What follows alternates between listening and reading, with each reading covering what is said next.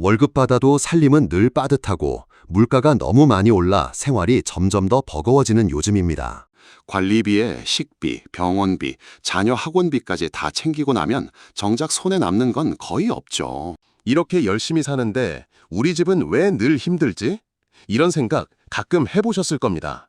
열심히 일했는데도 생활비 걱정이 줄지 않는다면 지금 이 정보 하나만큼은 꼭 챙기셔야 합니다. 정부가 소득이 적은 근로자와 자녀가 있는 가정을 위해 최대 330만 원, 자녀가 있다면 추가 지원까지 받을 수 있는 근로장려금과 자녀장려금을 지급합니다. 그런데 신청 기간을 놓치면 받을 돈이 깎일 수 있습니다. 모르고 지나치면 큰 금액의 돈을 놓칠 수도 있는 만큼 오늘 이 영상에서는 복잡한 조건을 쉽게 정리해서 누가 얼마나 받을 수 있는지, 어떻게 신청해야 하는지, 그리고 절대 놓치면 안 되는 핵심까지 하나하나 알려드리겠습니다. 끝까지 보시면 내가 대상자인지 바로 판단할 수 있고 받을 수 있는 지원금도 훨씬 명확해질 것입니다.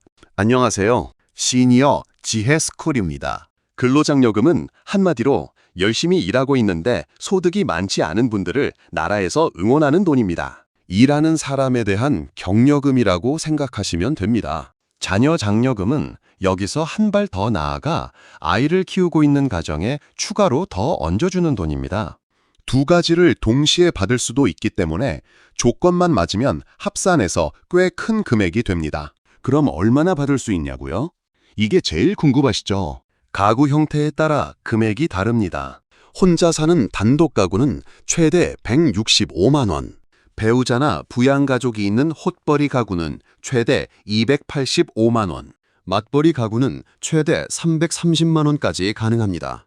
여기에 자녀 장려금은 자녀 한 명당 최대 100만 원까지 추가될 수 있습니다. 소득이 200만 원 정도 되는 맞벌이 부부에 자녀가 한 명 있다면 근로장려금 약 250만 원에 자녀장려금 100만 원을 합쳐서 350만 원까지 받을 수 있습니다. 이 정도면 한 달 생활비가 해결되는 금액이죠. 생활비에 공과금, 병원비, 교육비까지 생각하면 정말 큰 도움이 되는 금액입니다. 그렇다면 신청 조건은 어떻게 될까요? 먼저 소득 기준입니다. 근로장려금은 가구 유형에 따라 기준이 달라진다고 말씀드렸는데요. 단독 가구는 연소득 2,200만 원 미만, 홑버리 가구는 3,200만 원 미만, 맞벌이 가구는 4,400만 원 미만이어야 합니다. 여기서 소득은 본인 혼자만이 아니라 배우자 소득까지 합친 금액이에요. 자녀 장려금은 부부 합산 소득이 7천만 원 미만이면 신청 가능합니다. 그리고 중요한 재산 기준도 있습니다.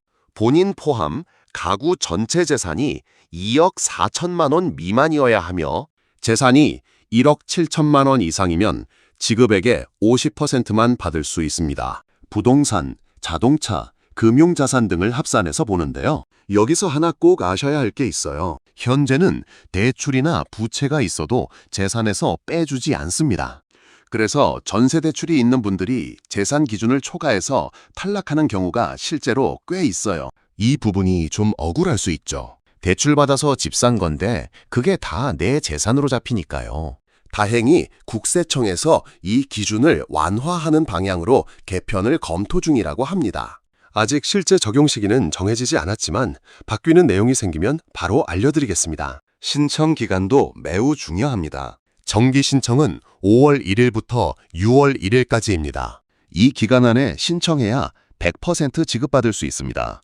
만약 기한을 놓치면 기한 후 신청이 가능하긴 하지만 지급액의 95%만 받을 수 있습니다. 결국 받을 수 있는 돈이 줄어드는 셈입니다. 적게 보면 몇만 원, 많게 보면 수십만 원 차이가 날 수 있으니 반드시 정기 신청 기간을 기억해 두셔야 합니다. 신청 방법은 생각보다 어렵지 않습니다. 국세청 홈택스 홈페이지에서 온라인으로 신청하거나 모바일 앱으로도 됩니다. 혹시 국세청으로부터 문자나 카카오톡 안내를 받으셨다면 거기 나온 링크나 QR코드를 누르면 바로 신청 화면으로 들어가지니까 더 쉬워요. 인터넷이 어려운 분들은 전화로 ARS 신청도 되고 가까운 세무서를 직접 방문하여 신청하셔도 됩니다. 디지털 기기가 익숙하지 않은 시니어분들도 전화나 방문으로 충분히 신청할 수 있으니 너무 걱정하지 않으셔도 됩니다. 또 최근에는 자동 신청 동의 제도도 확대되어 한 번 동의하면 향후 2년간 별도 신청 없이 자동 접수될 수 있습니다.